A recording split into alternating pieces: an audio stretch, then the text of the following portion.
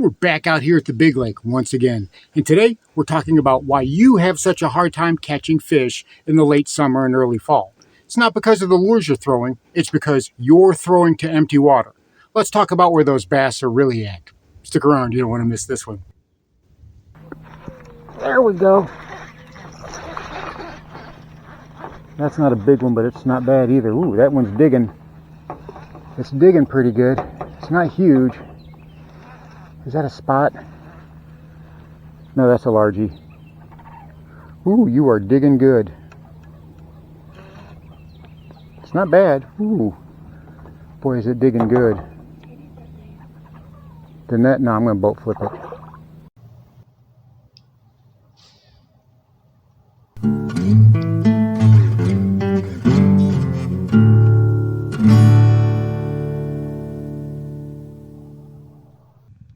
And here is this video's featured comment. Congratulations! If you would like to have a chance to have your comment featured in an upcoming video, all you've got to do is leave a comment. And now, on with the video. Now, before we get started, I want to give a big shout out and a thank you to B&G Kitchen and Snowballs right here in South Mississippi, right off the Gulf Coast Community College campus in Perkinston, Mississippi. If you're ever in the area, they've got a little food truck and it's such delicious food. The burger that I had there was amazing. And my wife is a huge fan of their snow cones, which are piled extra high and covered with an enormous amount of syrup. Perfect health food, I'm sure. But at the same time, if you're ever here in South Mississippi, stop by, give them a try, tell them Lowbrow sent you. I'm not getting an endorsement. I'm not getting paid for it. It was just such a delicious burger, such a thick burger, juicy burger, and it's just what I love. So I had to say, hey, I had to say thanks. So if you're into supporting, little mom and pop sort of businesses, little food trucks and things like that, if that's your scene, stop by and give it a try. I'm telling you what, you won't be disappointed. Welcome back to Lowbrow Fishing, and a lot of times I get asked the same question, and that is, Lowbrow, when I go out to the water, I'm using the baits and the tricks that you recommended, but I'm not catching any bass. I'm not seeing anything. Well, there's an old saying in fishing, and it's something I think about every single time I go out to the lake and I'm bass fishing. There's something that I think about, and that is, you can throw the wrong lure in the right water and catch fish. But if you throw the right lure in the wrong water, you're not going to catch anything. Well, what does that mean? It means you can't throw a lure into empty water. If there's nothing there, if there are no fish there, no matter how juicy that lure is, no matter how great the tip you got on YouTube is, you're not going to catch anything. You can't catch fish that aren't there. We've talked about this before. Last year, we talked about the fall transition, and this year, I'm going to do a little bit more of a deep dive. I want to kind of explain it a little bit better and maybe paint a little bit better picture of all around the country what is happening. And this is mainly largemouth. Largemouth and spots do this. Smallmouth are a little bit different, especially if there's a lot of strong current, right? If you've got river smallmouth. Smallmouth love current, and they're going to be setting up in that current. And there's no such thing as current that is too strong for smallmouth. Unless it's the spawn, those smallmouth bass are going to be looking for current. Spotted bass are very similar in the fact that they don't really mind current. Largemouth, they're a different animal. They don't really care for current. They want to be on the seams of it. They want to be on the outside of it. Now, they'll be in current if they, gives them a chance to feed, if it gives them an opportunity where they can, feed or whatnot, but they generally like to be out of the current. Now, I say that because on a river system, the fall transition is going to be a completely different thing than it will be on a more still body of water like a lake, a highland reservoir, a lowland reservoir, man-made impoundment, what have you. But all across the country, it's still going to be essentially the same. It's going to set up the same. You're going to have those bass coming from up deep, and they're going to be moving shallow. And they're going to be using traditional migratory routes that they've always used, that generations of bass have used. And I'm going to show you the best ways that you can find these migratory routes. Because, unfortunately, I'll have anglers come up to me and they say, I don't want to hear all the gobbledygook. I just want to cast my line and catch fish. How do I do that? And I tell them, you don't do that. You have to prepare. The more prepared you are, the better prepared you are, the more likely you are going to have success on the water. That's why pro anglers, they take 3 and 4 days on a lake for a tournament. They have to practice that. Even they do that, and they're doing lots and lots of map study, and they're doing a lot of waypoint editing because they need to figure things out. They got to put in the work. There is no just cast it out there, catch a fish. That's a myth.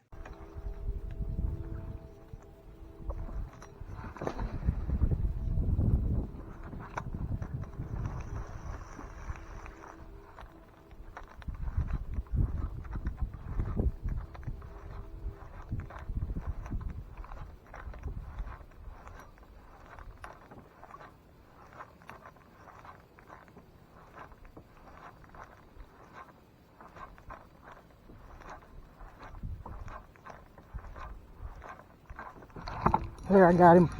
Ooh, that one's nice. Ooh, that's... Oh, yeah, he's good. Come here, you. You ain't getting off. I need you. I need you.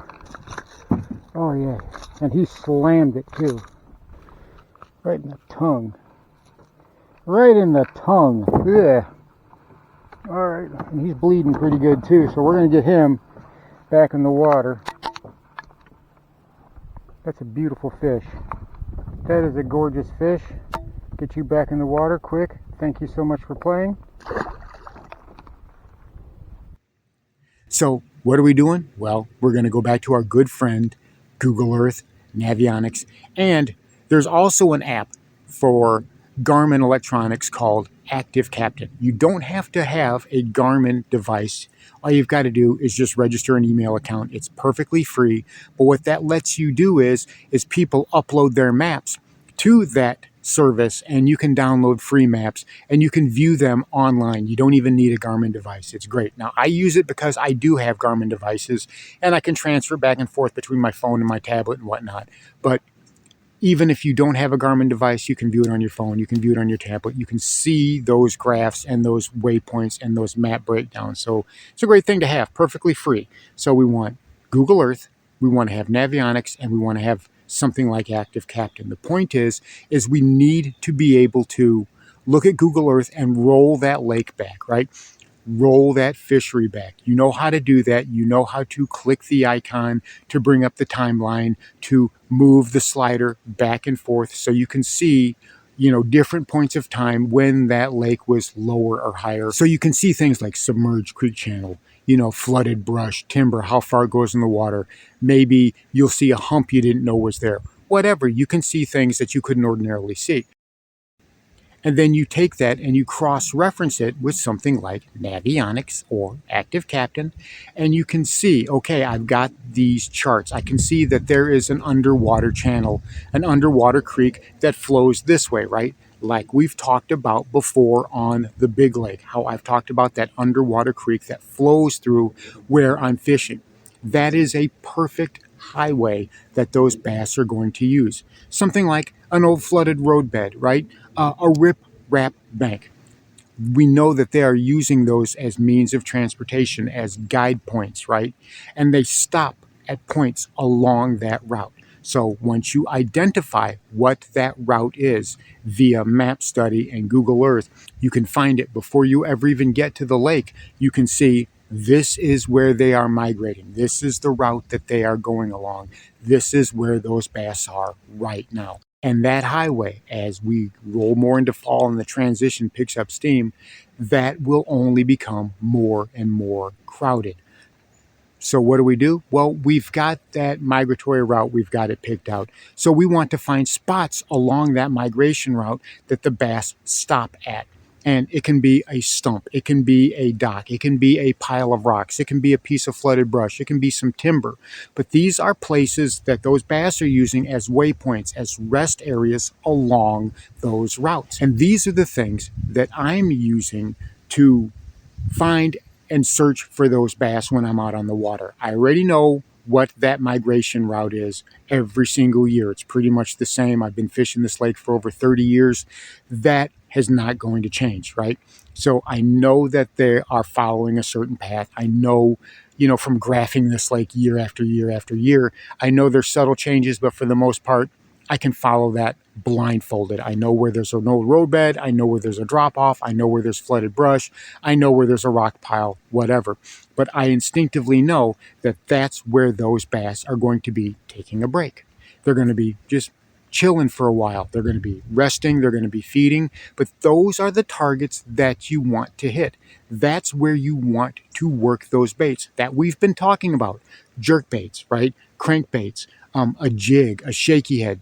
You know, you've got to be able to identify where at in the water column those bass are looking. Most of the time, you know, they're still looking up for the most part. So I'm not doing a whole lot of bottom bouncing techniques in deeper water. In deeper water, I'm generally sticking to crankbaits, you know, and jerk baits and things like that. But when they're up shallow, when they're in 3 and 4 feet of water, then I'm switching over to a jig and a Texas rig. And those are my big producers in that more shallow water. So let's go out on the water and I'll show you exactly what I'm talking about. I want to show you the types of points, the types of areas that I'm looking for on the big lake that I know that those bass are setting up for. And the beauty part about it is this will work not just from the boat, but it'll also work from the bank because a lot of those migration lines come pretty close to shore. See, we have this vegetation patch right off of this other point. We've got a point that comes out, and the bass like to sit along here, and this is where they winter, this is where they hide. But when they're coming in from the main lake, they're coming in this way, and that grass patch right there, that is a great place for them to stage on. They like to hang out just in this area off of that grass patch.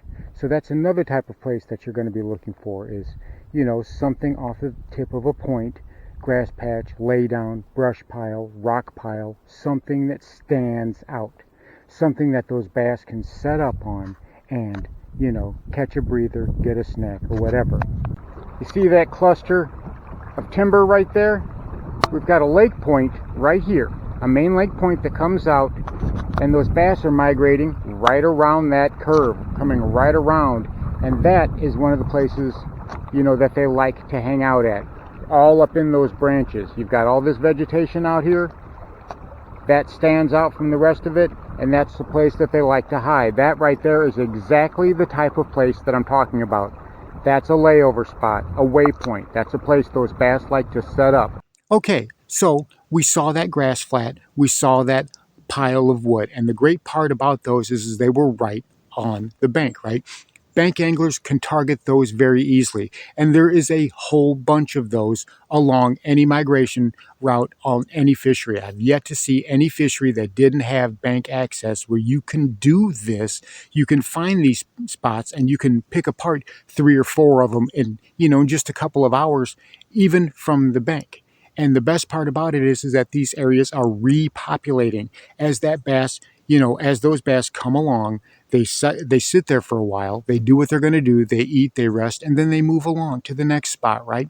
But more bass come and they repopulate. Sometimes, you know, in a half an hour, 45 minutes, you can go to a point like that, you can catch 3 and 4 bass in 10 or 15 minutes and go to the next point, come back to this one an hour later, and boom, there's more fish back. So that is one of the reasons I love fishing the fall transition. It's one of my favorite times of year to fish because it's so versatile, it's so fluid. And if you know where to look, and if you learn to train your eyes and use what you know about bass behavior, it can be a very bountiful time to fish indeed.